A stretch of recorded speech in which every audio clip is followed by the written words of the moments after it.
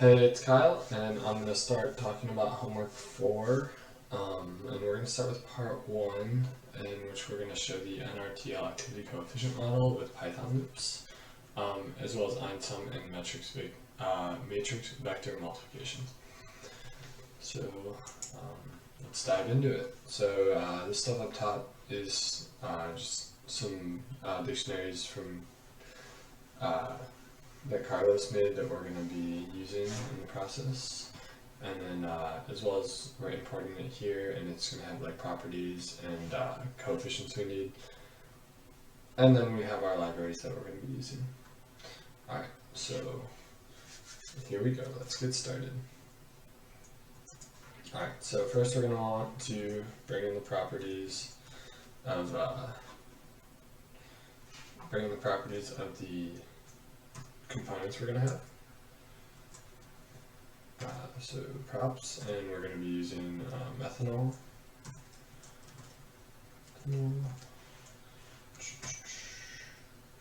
ethanol,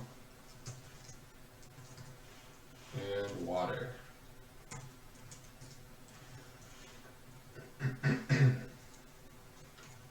Alright, so next we are going to want to make our actual function. Like I said, we're going to start with the loops method, so I'll define this function called loops, and it's going to take in x, which is going to be the mole fractions, and it's going to end up, we're going to do equimolar just to start.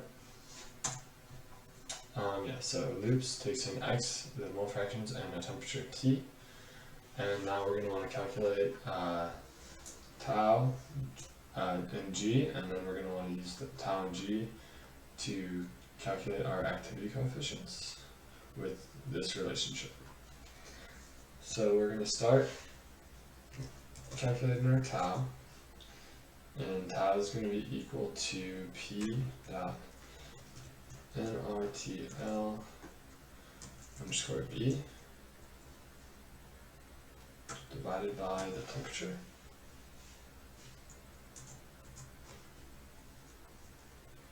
Then we'll calculate a g, which is going to be equal to np.exp,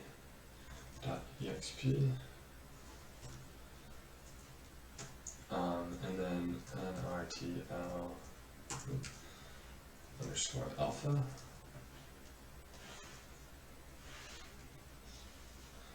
nrtl underscore alpha, times tau.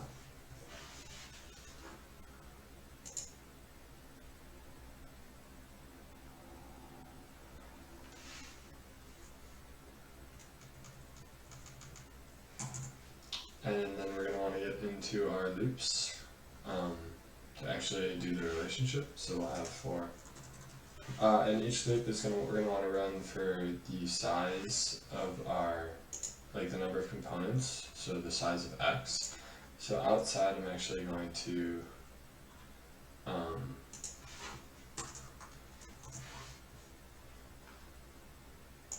don't know why it's so loud, it's kind of annoying. Outside the loops, it's going to be easier if I define the size of x as a global variable, and that I can use it as many times I need. So we'll just call it n, and we're going to say n is equal to x dot size. Alright, so then we'll start with for I in range of n, and we're going to put an initial tau and g value, so we have something to reference, or an initial like top and bottom, not just tau and g, we have those here. So we'll just call it, it's x times tau times g, so we'll call it x tau g, let's say equal to 0 for now, and then the bottom is just x times g, so x g also equal to 0. And now we'll have our second loop, and in this loop we'll have the bulk of our equation.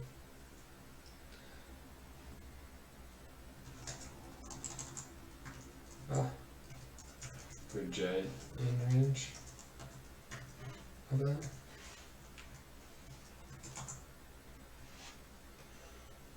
And now is where we want to get into our term. So our first term is what we'll start with, just this term here. And we'll start with the top. So we want that x tau g equals x tau g is its summation, so we want to add it to itself.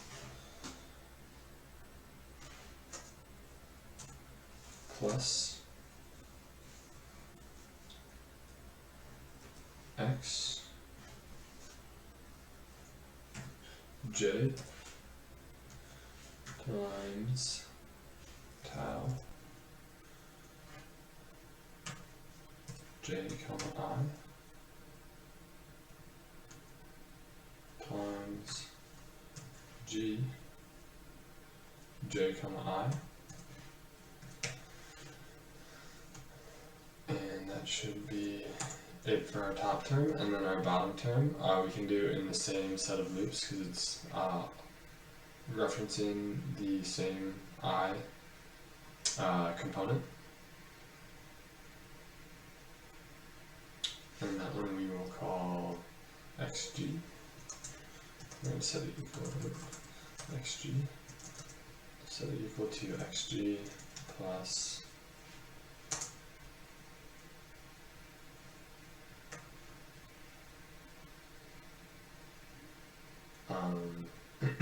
xg plus xj times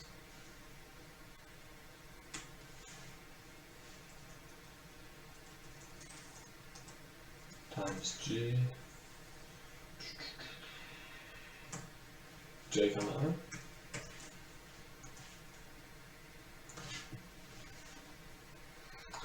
I. And now we want to actually create our first term. So we're going to call that term 1. And term 1 is equal to our our summation of x tau g over our summation of xg's. So we'll do that in our I loop after it's doing the summation in this j. Term 1, and we'll say it's equal to x tau g divided by xg. And then let's see what's happening here. So I'm going to print it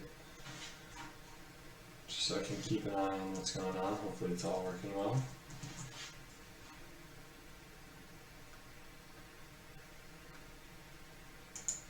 So I will say x, we want an equimolar, so x equals np dot array. And we have 3 components, so 1/3,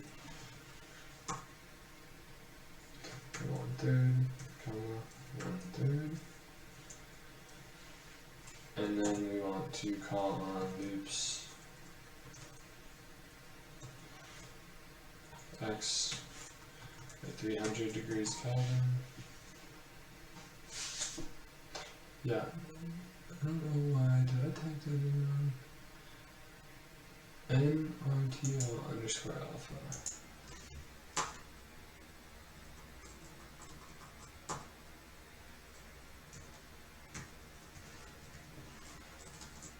P dot N.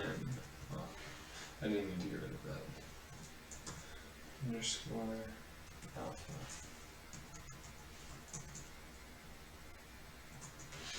Alright, and there we go. So we're looking good. We have our first term in that relationship for all 3 of our components. So now I can store those as part of an array if I just adjust the code a little bit. So outside the loops, I want to make a global term 1, and I can just fill it with zeros for now. So we'll say term 1 equals np dot zeros like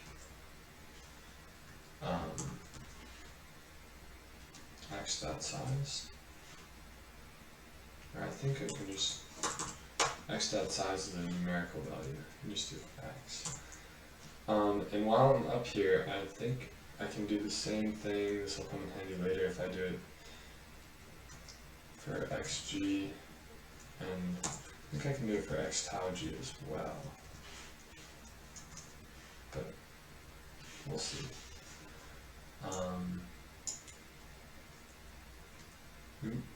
Didn't want to do that.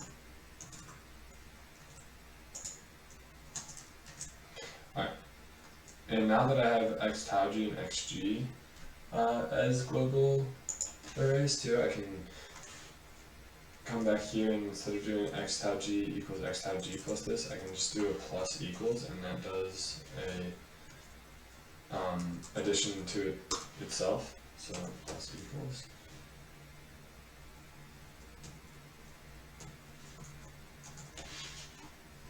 And yeah, we have the same values here. I think if I want to take a look at term 1,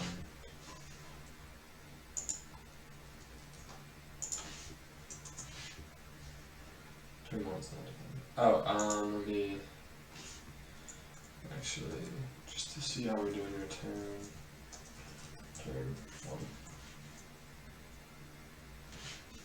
And get rid of this print.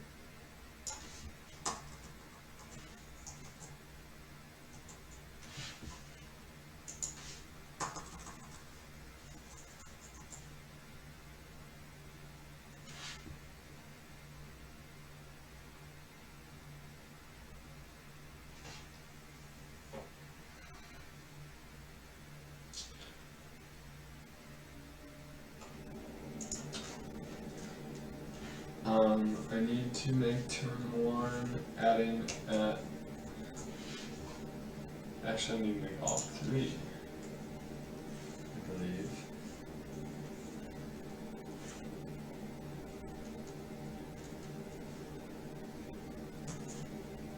Change the ith term. Ooh. If I have them as outside arrays. Not scriptable. Oh, and then I can get rid of these.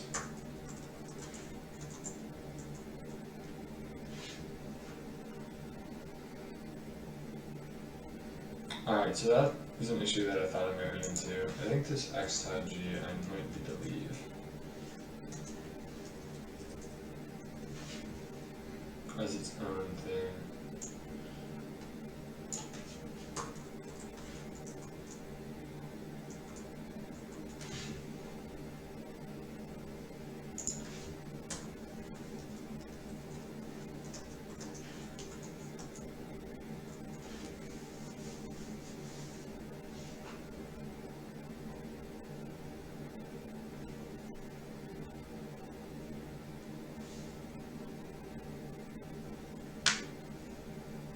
X tau g reference before assignment.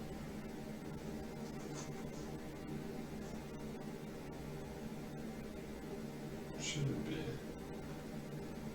Oh.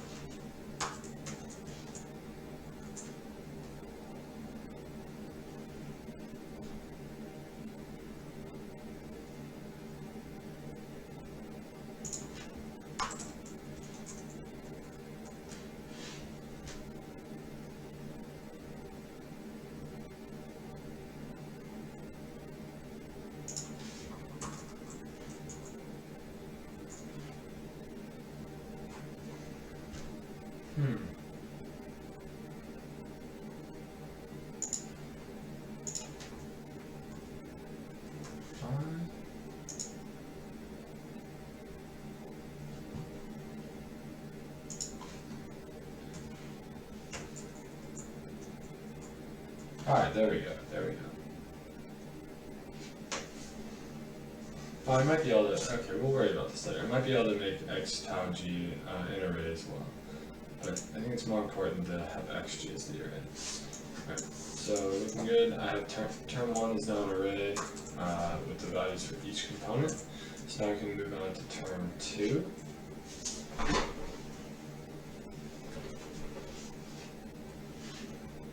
So term 2 is this big thing after, and we're going to do that with 2 more loops. So we're going to say we have for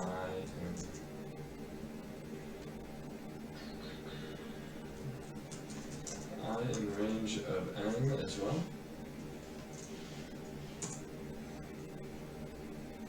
And then again we'll say for j in range n.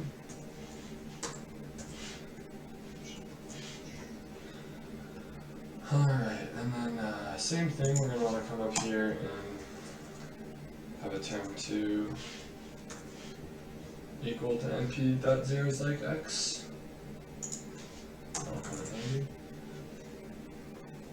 Alright, so now for j in range n, we're going to want to start to define this whole term 2.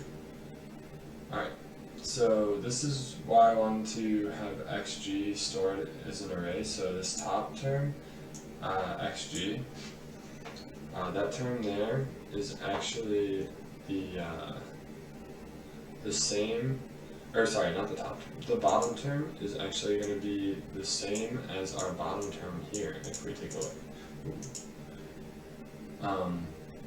So we got the summation of x times g and the summation of x times g, so that'll save us some time versus having to recalculate it. Alright, so yeah, we got our top term, which is x times g, so we'll have x j times g of j comma 1, or sorry, I comma j,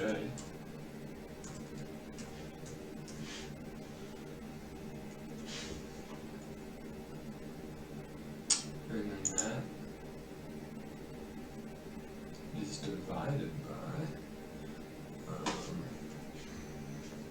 and this is where I made this xg array, which will come in handy. So divided by xg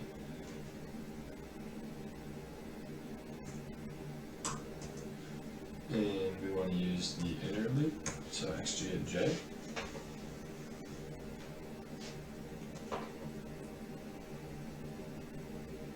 And since we want to use the inner loop, since this is summed each time through this outer loop. So that's why I want to use this j instead of the I. So that's the first part of the second term. That's not the whole second term. To get the rest of the second term, we want to multiply by this part. So come down here, multiply by tau ij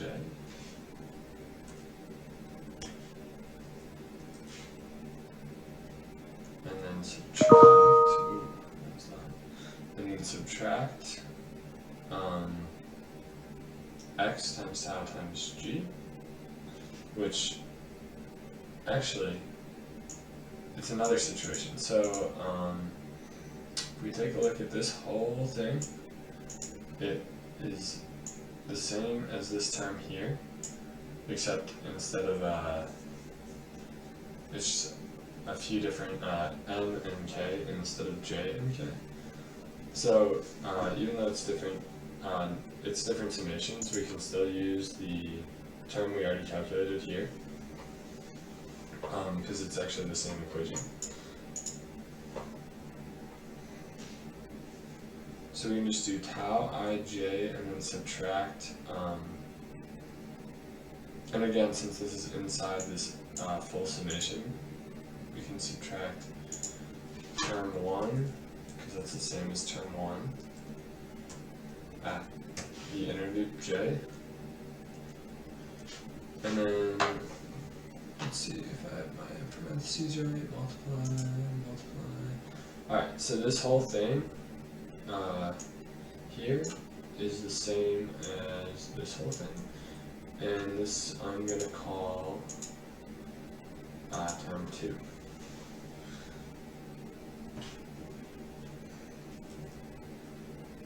And since we made this global term 2 array, I want to store this as term 2 at the I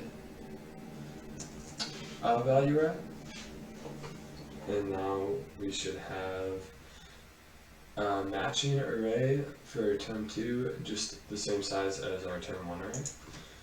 Now let's get out of our loops.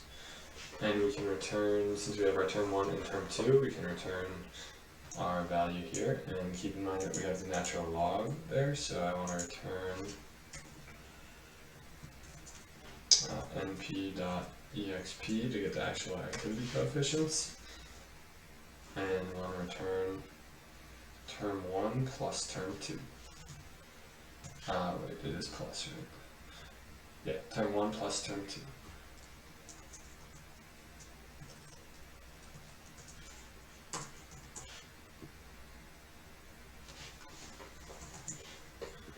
And yeah, so it looks like we have our activity coefficients. So thanks for watching. The next part, I'm going to do the einsum method to calculate this. Alright, so I'm going to continue homework for part 1, and now I'm going to talk about the using einsum to do the same thing we just did with loops. So basically, numpy.einsum is a pretty powerful tool, and what we just did using the nested loops in this whole long function, we can do a lot quicker with by using einsum, which is like a summation convention. And yeah, so I'll get into it and we can take a look at how it works. Alright, so I'll define a function and we'll just call it einsum. And that's going to take in the same thing, so x and t. And we're going to need tau and we're going to need g still. Calculate those the same exact way. So I'll just come up here, copy, paste. Alright, so now we got tau and g. And yeah, so now with einsum, we don't have to do any loops. We can just go right into calculating our terms, which is pretty cool. So we'll start with x tau g, then top the numerator on that first term.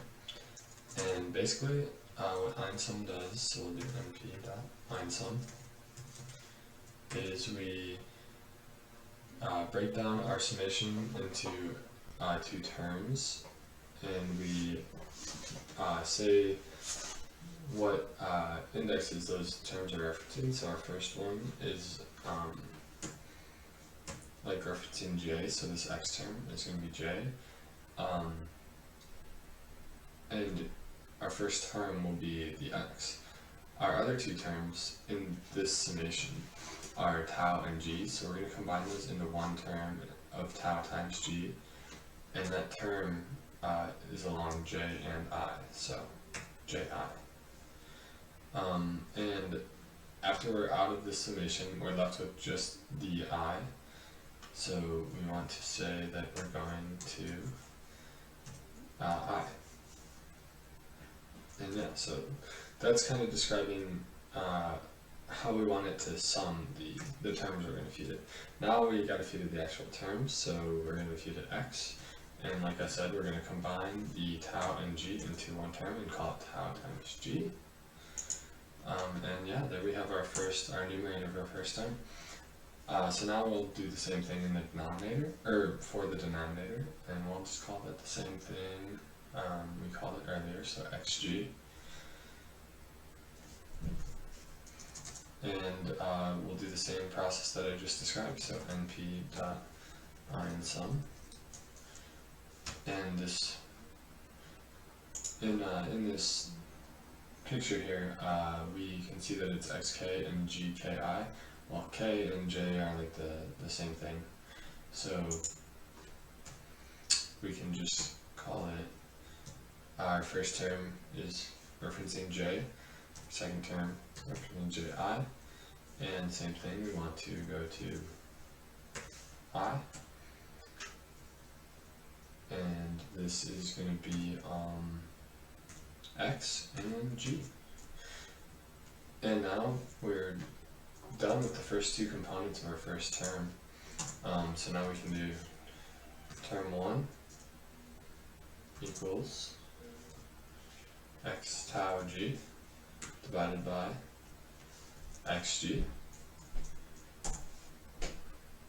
And there we go.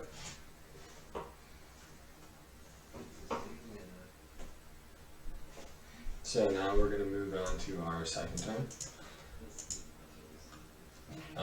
And our second term is a little bit more complicated. I'm going to start by doing this second part here. So we're going to start with tau.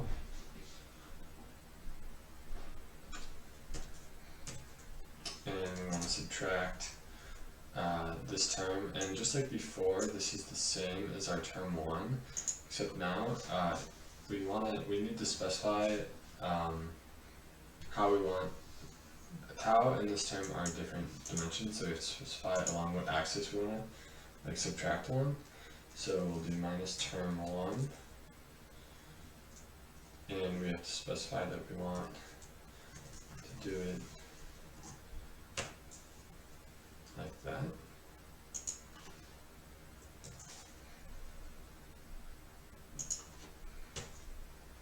Alright. And now we want to, okay, so now if we look at this from an overall, like all of term 2, this x is going to be our first term just with respect to j, and then everything else is going to be with I and j. So it's a little different. So we'll multiply by our g, which is this numerator here.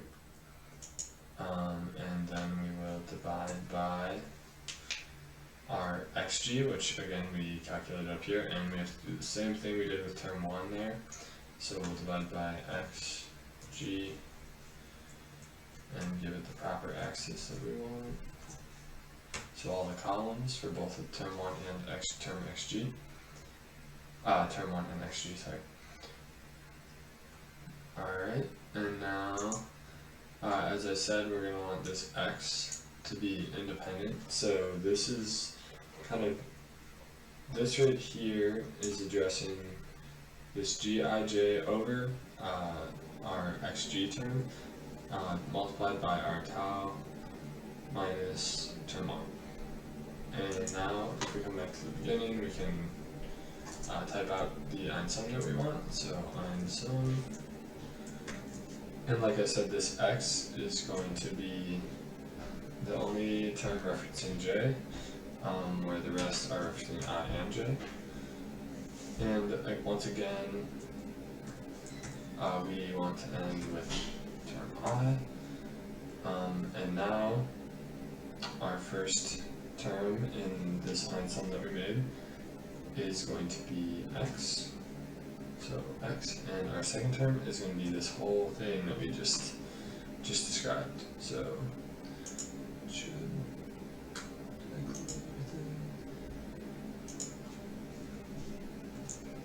like that. Let's see, make sure. Okay, it ran. And now I want to return my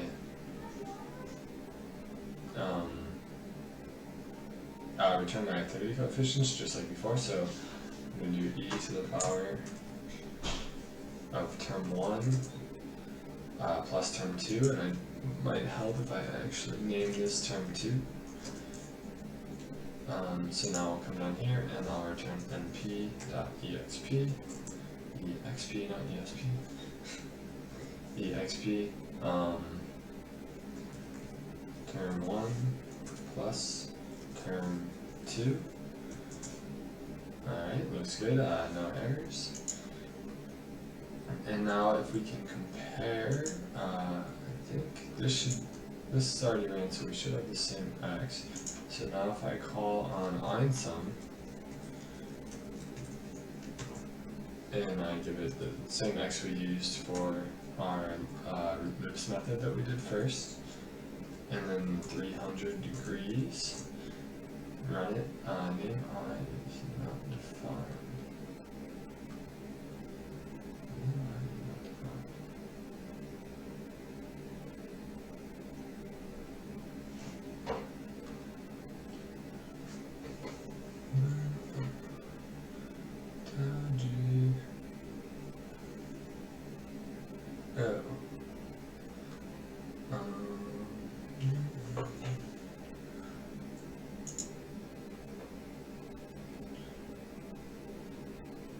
Oh, okay, yeah.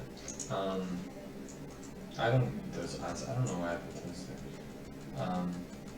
Thinking back to the loops, I just need to tell it what x is doing, so I want it to do everything in the columns, not just one singular term, and there is no I, because we did no loops.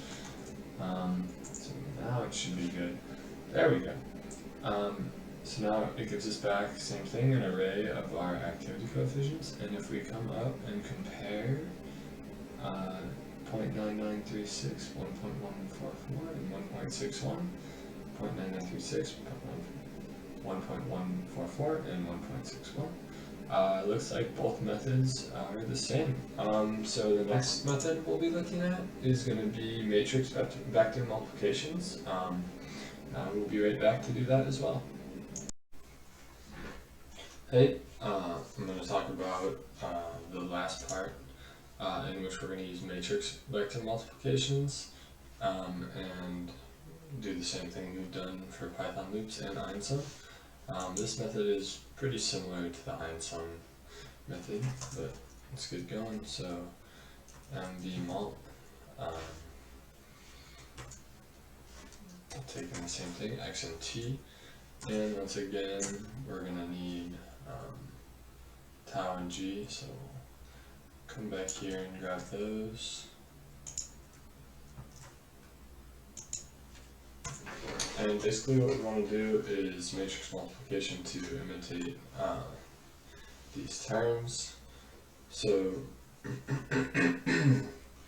what we can do here is just go right into it. So the numerator, like we've been calling it, x tau g, is equal to the x that we feed our equation and just matrix multiplied by tau times g, and that's our numerator term. Our denominator is going to be just the matrix multiplication of x and g.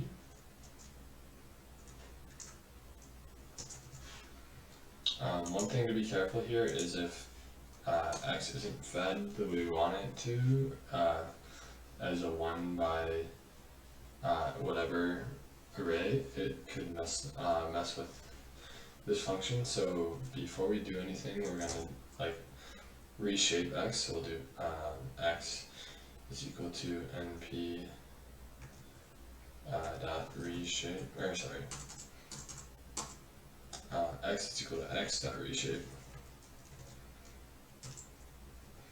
1 and by whatever it originally is. So now we're good if x is entered differently. And same thing, our term 1 is just equal to x tau g divided by x g. Alright, and now we're going to get into term 2. Term 2, it's kind of the same thing, how these follow matrix multiplication, so we can just get right into it. So the first thing we have is our tau, and again we have to do the same thing as above, where we do this, get the dimensions right, since we're going to have to make them match. So I'm just going to come over and copy this, get the minus.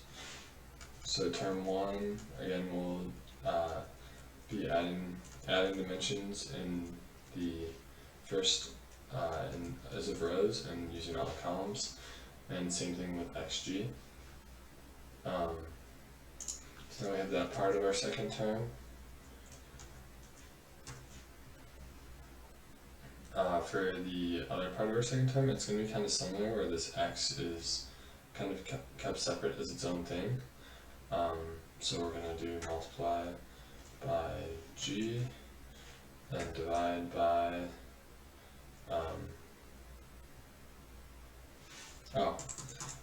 like I said, multiplying by g and dividing by xg. I copied that up above. I thought I just copied the part of the parentheses, but I already had that there.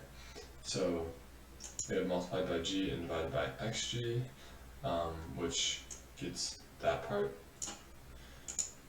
of the term as well. So now we want to do the matrix multiplication. So we want to do matrix multiplication with our x. We want to use the transpose of x though, since our x is a 1 by, in our case 1 by 3, where this is 3 by 3, so to actually do the multiplication we need to use the transpose of x.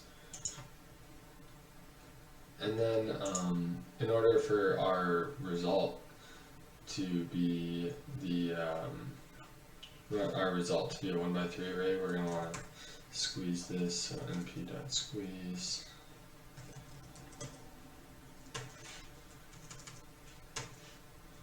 that. We'll call this term 2.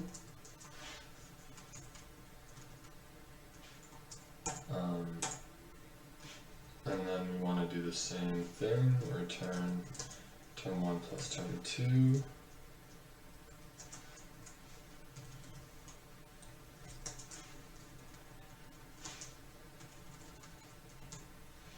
np.exp term 1 plus term 2. Enter. I did not close one of my parentheses. Let's go back up here. That one. Didn't open one of my parentheses. Alright, there we go. So now we're going to want to call on it just to see what's going on. Hopefully it goes without any errors. Yep, looks good. So one thing to note is we have this extra dimension here that we can get rid of by squeezing our actual return as well. So here we go, np.squeeze.